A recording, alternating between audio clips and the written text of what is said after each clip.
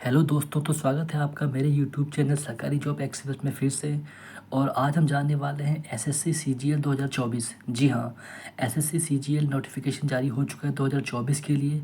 तो इस वीडियो में हम जानेंगे कि टोटल कितनी वैकेंसीज आउट है, एग्ज़ाम का पैटर्न क्या होने वाला है, एलिजिबिलिटी क्राइटेरिया क्या होगा, एज लिमिट क्या होगी और इम्पोर्टेंट डेट्स, मतलब कि किस डेट तक आपको ये फॉर्म फिल कर देना है। तो आइए चलते हैं वीडियो में आगे। तो ये देखिए, ये है एसएससी सीजीएल का ऑफिशियल नोटिफिकेशन जो कि जारी हुआ है 24 जून 2024। 24 जून को ये नोटिफिकेशन जारी हुआ है एसएससी सीजीएल के लिए।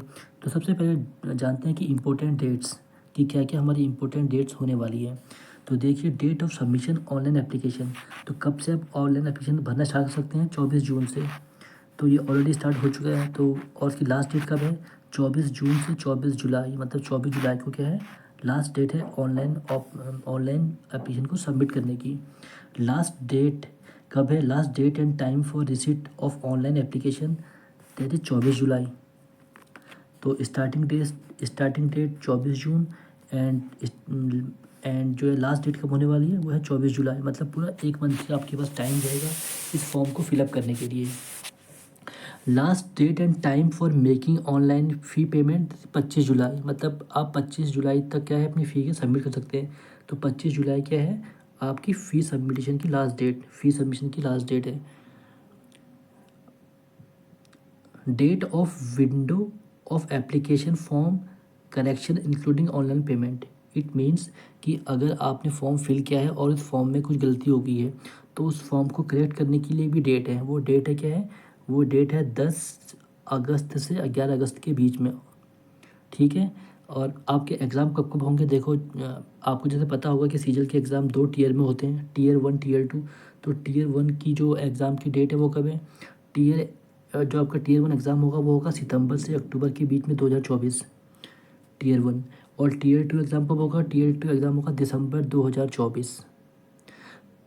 तो जो टीयर 1 एग्ज़ाम है वो सितंबर से अक्टूबर के बीच में 2024 में, और जो टीयर 2 का एग्ज़ाम होगा वो होगा दिसंबर 2024 में।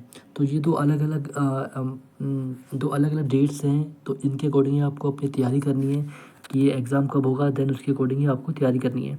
अब बात कर लेते हैं कि कौन कौन सी पोस्ट हैं, अभी किन किन पोस्टों के लिए ये नोटिफिकेशन जारी हुआ है। तो देखिए, इसमें डिफरेंट डिफरेंट काइंड की पोस्ट हैं, जैसे कि assistant section officer, central secretariat service group B, इसकी एज लिमिट 20 से 30। फिर assistant section officer IB intelligence bureau में ग्रुप बी की जॉब 18 से 30। तो क्या डिफरेंट काइंड ऑफ पोस्ट हैं और डिफरेंट काइंड ऑफ इनकी मिनिस्ट्री डिपार्टमेंट हैं, और अलग अलग ये क्लासिफिकेशन है। ग्रुप बी की जॉब जिनके लिए एज लिमिट क्या है, यहाँ पे 20 30 देखो, एज लिमिट भी अलग अलग हैं। तो अलग अलग पोस्ट के हिसाब से एज लिमिट अलग अलग हैं। ये आप देख लेना कि आप किस कैटेगरी के अंदर फॉल करते हो। ये देखो, ये फर्स्ट जो जॉब है ये है पे 7 की, जिसका वेतनमान कितना है? 44,900 से 1,42,400। ये लेवल 7 के बाद अगर आप देखेंगे तो हम आते हैं लेवल 6 में। देखो, लेवल 6 की जॉब, इसकी जो सैलरी होने वाली है वो कितनी होने वाली है? वो होने वाली है 35,400 से 11,400। और इसमें भी देखो, अब अलग अलग पोस्ट हैं, जैसे कि एग्जीक्यूटिव असिस्टेंट, रिसर्च असिस्टेंट, और ये अलग अलग डिपार्टमेंट्स के लिए। जैसे कि ये रिसर्च असिस्टेंट है, ये किसके लिए? ये है national human right commission NHRC के लिए, ग्रुप बी की जॉब, और एज लिमिट 18 से 30। तो अलग अलग ग्रुप की अलग अलग एज लिमिट और अलग अलग पे लेवल हैं। पे लेवल 6 के बाद पे लेवल 5। पे लेवल 5 में जो पे लेवल 5 है उसकी जो सैलरी है वो है 29,200 से 92,300 के बीच में। और इसमें भी देखो अलग अलग क्या है पोस्ट हैं, जैसे ऑडिटर है, अकाउंटेंट है, और ये अलग अलग डिपार्टमेंट्स जैसे कि control bureau of accounts, other ministry departments के ग्रुप सी की जॉब है, और इनके लिए एज लिमिट 18 से 27। लेवल 4 की जॉब भी है। इसमें जो आपकी सैलरी होगी वो होगी 25,500 से 81,100। और इसमें भी देखो अलग अलग पोस्टें हैं। तो अलग अलग पोस्टें हैं, अलग अलग डिपार्टमेंट्स हैं, और एज क्राइटेरिया भी अलग अलग है।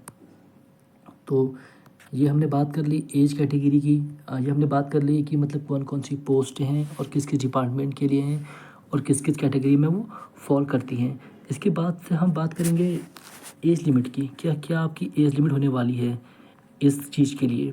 तो जो एज लिमिट होनी चाहिए आपकी वो हम बात कर लेते हैं। देखो, for the post which age limit 18 से 27, मतलब जिन पोस्टों के लिए आपकी एज लिमिट 18 से 27 है, उसमें जो आपका जन्म होना चाहिए वो 2/8/97 से पहले का नहीं होना चाहिए और 1/8/2006 के बाद का नहीं होना चाहिए। मतलब अगर आप 18 से 27 वाली कैटेगरी में फॉल कर रहे हो तो आपकी जो DOB है, जो आपकी डेट ऑफ बर्थ है, वो 2 अगस्त 1997 से पहले की नहीं और 1/8/2006 से बाद की नहीं होनी चाहिए। फिर अगर आप फॉल कर रहे हो 20 से 30 वाले में, 20 से 30 वाली एज लिमिट में फॉल कर रहे हो, तो आपकी जो एज होनी चाहिए वो 2/8/94 से पहले की नहीं होनी चाहिए और 1/8/2004 के बाद की नहीं होनी चाहिए। फिर 18 से 30 में आपकी एज 2/8/94 से पहले की नहीं और 1/8/2006 से बाद की नहीं होनी चाहिए। और फिर जो लास्ट है ये है for the post for which age limit is 18 से 32। तो जो 18 से 32 जो एज लिमिट है, इसके लिए जो आपकी एज होनी चाहिए वो 2/8/1992 से पहले की नहीं और 1/8/2006 से की बात नहीं होनी चाहिए। तो अलग अलग पोस्ट के लिए क्या है, अलग अलग एज लिमिट है। वो एज लिमिट आप अपने अकॉर्डिंग देख लो कि किस एज लिमिट में आप फॉल करते हो, तो उसके अकॉर्डिंग ही आपको इस फॉर्म को फिल करना है। अब देखो, इसमें एज रिलैक्सेशन भी है कि मतलब किस एज के लिए, किस कैटेगरी के लिए कितनी एज रिलैक्सेशन होगी। देखो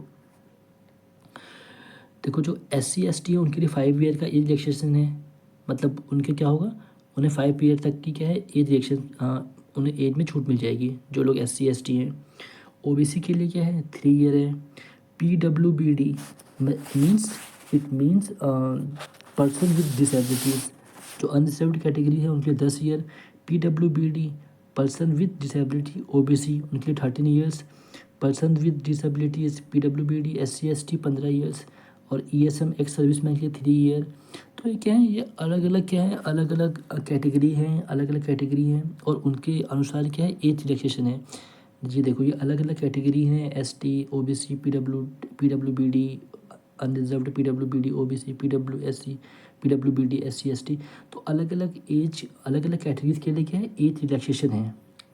तो ये आप देखना कि आप किस कैटेगरी में आते हो, तो उसके अकॉर्डिंग आपको फॉर्म फिल करना है ताकि आप क्या है पूरे बेनिफिट उठा सको कि जो जो आपके लिए अवेलेबल है इस फॉर्म में।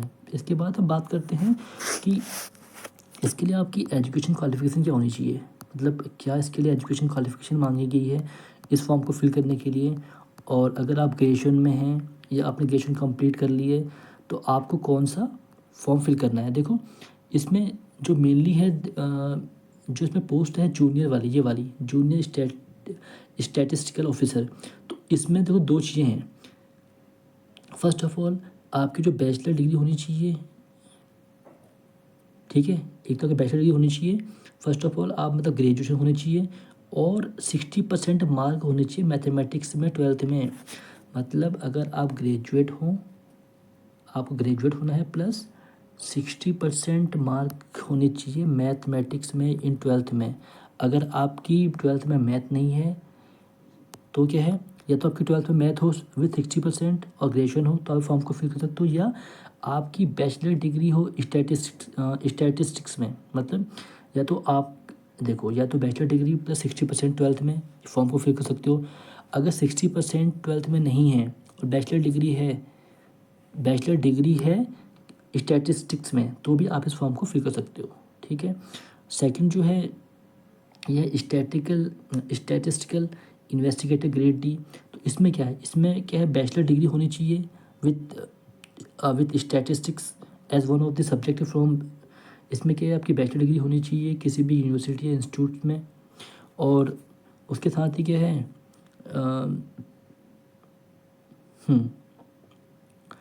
ओके और देखो the candidate must have studied statistics as subject all the 3 years. मतलब वही है कि आपका जो ग्रेजुएशन में कोर्स होना चाहिए वो आपका स्टैटिस्टिक्स होनी चाहिए। देन हम बात करेंगे research assistant and national human right commission NHRC इन पोस्टों के लिए। तो इसमें क्या एसेंशियल क्वालिफिकेशन है कि बैचलर डिग्री होनी चाहिए और ये डिज़ायरेबल है कि मतलब मिनिमम 1 ईयर का रिसर्च एक्सपीरियंस होना चाहिए, डिग्री इन लॉ।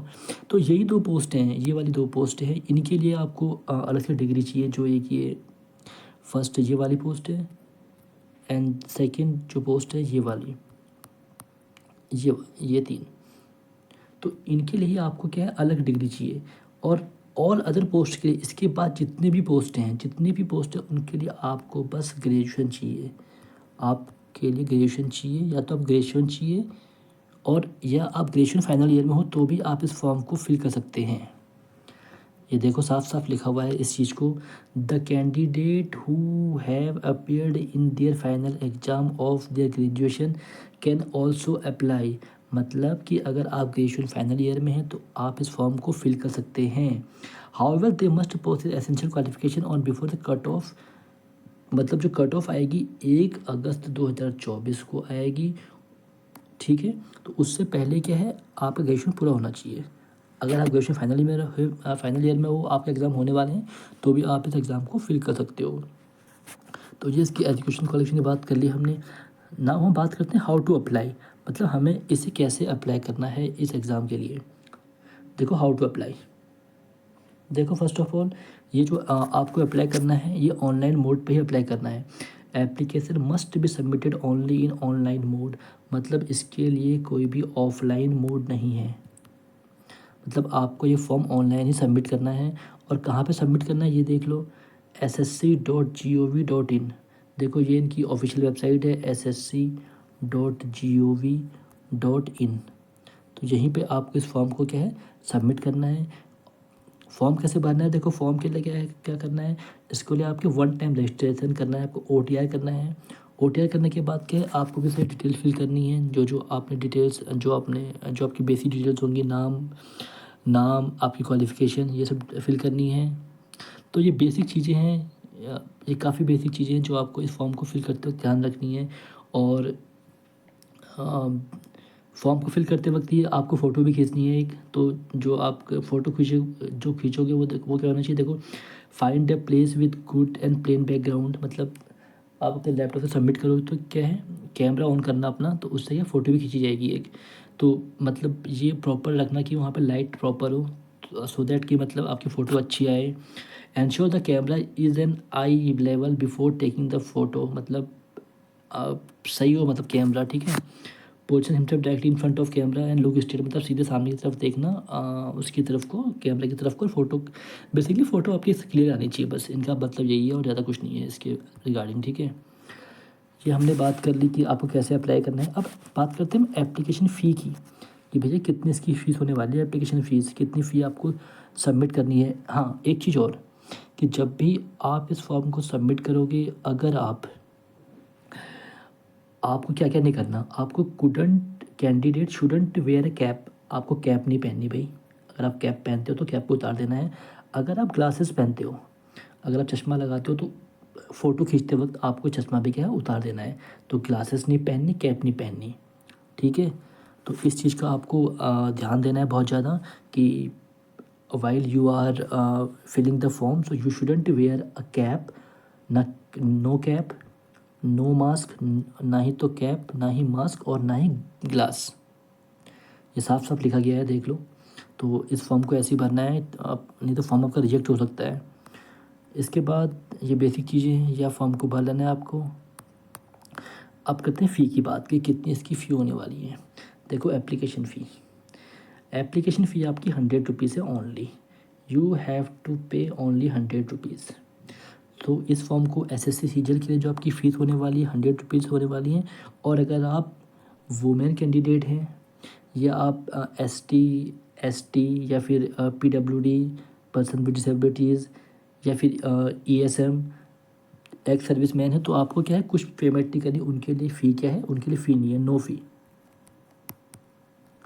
ठीक है। अगर आप SC ST कैटेगरी से हो, ठीक है, अगर आप SC ST कैटेगरी से हो, या फिर आप क्या है आपको कोई डिसेबिलिटीज़ है, ठीक है, या फिर आप एक्स सर्विस मैन हो, तो आपके लिए क्या है कोई भी फ़ी नहीं है, आपके लिए एग्जाम्प्ट है फ़ी आपको कोई फ़ी सबमिट नहीं करनी है। और fee can be paid only through, देखो फ़ी आप किसके थ्रू पे कर सकते हो, देखो या तो भीम UPI के थ्रू, या नेट बैंकिंग के थ्रू, और by using master card, RuPay debit card और मास्टीरियो। तो ये क्या है फ़ी के अलग अलग मोड है सबमिट करने की। तो ये आपको समझ में आ गया। देखो ये भी एक इम्पोर्टेंट चीज़ है, ये भी समझ लो। Online fee can be paid by candidate 25 July 2024, देखो ये लास्ट डेट है, 25 जुलाई के बाद से आपकी फ़ीस सबमिट नहीं होगी। तो कोशिश करना इस फॉर्म को अब जितनी जल्दी फिल कर लो, क्योंकि लास्ट डेट का इंतज़ार मत करना। कई बार एसएससी की वेबसाइट चलती नहीं है लास्ट डेट के लिए, क्योंकि ट्रैफिक बहुत ज़्यादा होता है वेबसाइट पे। तो जितनी जल्दी हो इस फॉर्म को फिलअप कर लेना, 25 जुलाई से पहले ही इस फॉर्म को फिलअप कर लेना। लास्ट डेट का इंतज़ार बिल्कुल मत करना। अब बात करते हैं कि सेंटर ऑफ एग्जामिनेशन की, कि सेंटर ऑफ एग्जामिनेशन कहाँ कहाँ है। देखो, सेंटर ऑफ एग्जामिनेशन डिपेंड करेगा कि आप कौन से स्टेट में आप हो। अगर आप देखो अगर आप बिहार या यूपी में हो तो आप ये सारे इनमें से कुछ भी आप सेलेक्ट कर सकते हो, जैसे कि वाराणसी, मेरठ, भागलपुर, मुजफ्फरपुर। तो एज़ पर योर कन्वीनियंस आप जिस स्टेट में हो उसके अकॉर्डिंग ही आप क्या है इस फॉर्म को फिल कर सकते हो। तो ये देखो, ये जैसे कि नॉर्थ वेस्टर्न, देखो चंडीगढ़, हरियाणा, हिमाचल, जम्मू एंड कश्मीर, लद्दाख, इनके लिए क्या क्या है। देखो इनके लिए क्या क्या है, यहाँ पे कौन कौन से एग्ज़ाम सेंटर हैं। चंडीगढ़ या मोहाली है, हमीरपुर है, शिमला है, जम्मू एंड कश्मीर, सांबा, श्रीनगर, अमृतसर, पटियाला, भटिंडा, जालंधर, लेह। तो क्या है, अलग अलग अलग अलग स्टेट के लिए अलग अलग क्या है एग्ज़ाम सेंटर हैं। मतलब अलग अलग स्टेट के, इट मीन्स कि आप जिस स्टेट में हो उसके लिए क्या है आपके सेंटर्स हैं। आप जिस भी स्टेट में हो उसके लिए क्या है आप अपना सेंटर फिल कर सकते हो एज़ पर योर कन्वीनियंस, कि आपको जहाँ पे आप फील करते हो कि आपको यहाँ एग्ज़ाम सेंटर आपका होना चाहिए, तो उसके अकॉर्डिंग ही अपनी सुविधा के अकॉर्डिंग क्या है आपके एग्ज़ाम सेंटर ले सकते हो। तो यही इस फॉर्म में है, और इस फॉर्म में इतना कुछ है नहीं। बाकी ये क्या है, ये तो इनके बेसिक्स सारे एग्जाम्स का पैटर्न है। ये Tier 1 और Tier 2 के एग्ज़ाम का पैटर्न है। चलो ये भी आपको बता देता हूँ क्या क्या पैटर्न होने वाला है। देखो, Tier 1 एग्ज़ाम में जो है वो टोटल कितने मार्क्स का होगा, 50-50-50-50, टोटल 200 मार्क्स का होगा। टाइम है 1 आवर। और क्या क्या आएंगे, देखो जनरल इंटेलिजेंस है, रीजनिंग के 25 क्वेश्चन, जीए के 25 क्वेश्चन, क्वांटिटेटिव एप्टीट्यूड के 25 क्वेश्चन, और इंग्लिश कॉम्प्रिहेंशन के 25 क्वेश्चन। ईच ईच क्वेश्चन होगा 2 मार्क्स का, तो 25 इंटू 2 50, तो 50-50-50-50 टोटल क्या है 200 मार्क्स का आपका प्री एग्ज़ाम होगा। प्री क्वालिफाई करने के बाद जो लोग प्री क्वालिफाई करेंगे वो बैठेंगे किसके लिए, Tier 2 एग्जामिनेशन के लिए। इसमें क्या है, इसमें पढ़ लेते हैं। देखो इसमें क्या है, Tier 1 के लिए तो सेशन 1 के टाइम रहेगा 2 आवर 15 मिनट्स। इसमें मैथमेटिकल एबिलिटीज़ और रीजनिंग एंड जनरल इंटेलिजेंस जो क्या 30-30 मार्क्स, तो 30-30 क्वेश्चन होंगे। ईच क्वेश्चन 3 मार्क्स, तो 180 मार्क्स का क्या होगा आपका मैथमेटिकल एबिलिटीज़ और reasoning and general intelligence. 180 marks का ये हो गया आपका। एंड सेक्शन 2 में आपकी आ गई मॉडल इंग्लिश और जनरल अवेयरनेस। 45 क्वेश्चन होंगे आपके इंग्लिश से, और जीए से 25। तो ये टोटल होगा 70, E3 तो 70 इंटू 3 210, और सेक्शन 3 कंप्यूटर नॉलेज 20 क्वेश्चन होंगे। ईच क्वेश्चन 3 मार्क्स, तो 60 क्वेश्चन के ये। ठीक है, तो ये कुछ ज़्यादा कुछ ऐसा कुछ है नहीं, तो इसको आप देख सकते हैं आपके अपने अकॉर्डिंग कि मतलब कैसे कैसे ये चीज़ें हैं। और मैं आपको ये बोलूँगा कि मतलब एक बार आप इसकी मतलब इनकी ऑफिशियल वेबसाइट पे जाएं, इसका नोटिफिकेशन डाउनलोड करें और इसको पूरा एक बार अच्छे से पढ़ें कि मतलब कैसे आपको ये फॉर्म फिल करना है, कैसे ही करना है। क्योंकि क्या है ना, जब आप इस फॉर्म देखोगे पूरा, इसको अच्छे से पढ़ोगे एक बार, तो आप इसमें पूरा डिटेल से जान पाओगे कि आप किस पोस्ट के लिए क्या मतलब रिक्वायरमेंट्स हैं, क्या चीज़ें मांगी गई हैं, सो दैट कि आप कोई गलती ना करो इस फॉर्म को फिल करते वक्त। और क्या है आप सारी डिटेल सही फिल करो। तो वीडियो देखने के लिए बहुत बहुत धन्यवाद। अगर आपको लगे कि मैंने आपकी कोई हेल्प की है और या फिर ये वीडियो आपके लिए हेल्पफुल हुई है, तो प्लीज़ इस वीडियो को लाइक और सब्सक्राइब ज़रूर करें। धन्यवाद। जय हिंद।